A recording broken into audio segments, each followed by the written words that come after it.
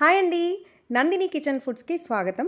ఈరోజు నేను సోరకాయ చట్నీ ఎలా చేయాలో చూపిస్తానండి. చాలా ఈజీగా, సింపుల్గా, ఎలాంటి ఆర్భాటం లేకుండా సింపుల్గా చేసుకోవచ్చండి.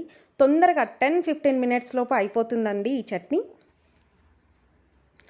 ఒక గిన్నె పెట్టుకొని అందులో ఆయిల్ వేసేసుకొని ఒక 10-15 పచ్చిమిరపకాయలు వేసుకొని వాటిని ఫ్రై చేసి పక్కన పెట్టేసుకోవాలండి.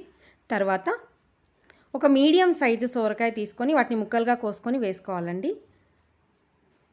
ఒక 5 మినిట్స్ కలుపుకున్నాక ఒక కప్పు పల్లీలు, అరకప్పు నువ్వులు, నేను పచ్చివే వేసుకుంటున్నానండి, వేయింపుకోవట్లేదు.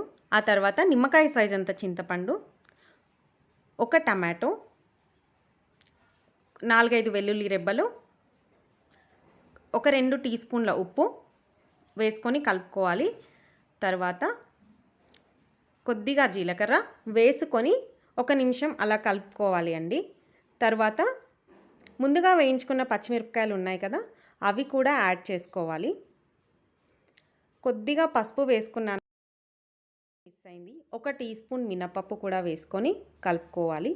ఒక 10 మినిట్స్ ఇలా ఉడికించుకున్న తర్వాత దీన్ని దించుకొని మిక్సీ పట్టుకోవాలి. ఎంత ఈజీగా అయిపోయిందో. ఈ చట్నీని వేడి వేడి అన్నంలోకైనా, ఎస్పెషల్లీ దోశలోకి చాలా టేస్టీగా ఉంటుంది. మీరు కూడా ట్రై చేసి కామెంట్ సెక్షన్లో చెప్పండి. ఈ రెసిపీ మీకు నచ్చినట్టయితే లైక్ చేయండి, షేర్ చేయండి, నా ఛానల్ని సబ్స్క్రైబ్ చేయండి. పక్కనే ఉన్న బెల్ ఐకాన్ని ప్రెస్ చేస్తే నేను పెట్టే కొత్త వీడియో నోటిఫికేషన్స్ మీకు వస్తాయి. ఓకే, బాయ్ అండి.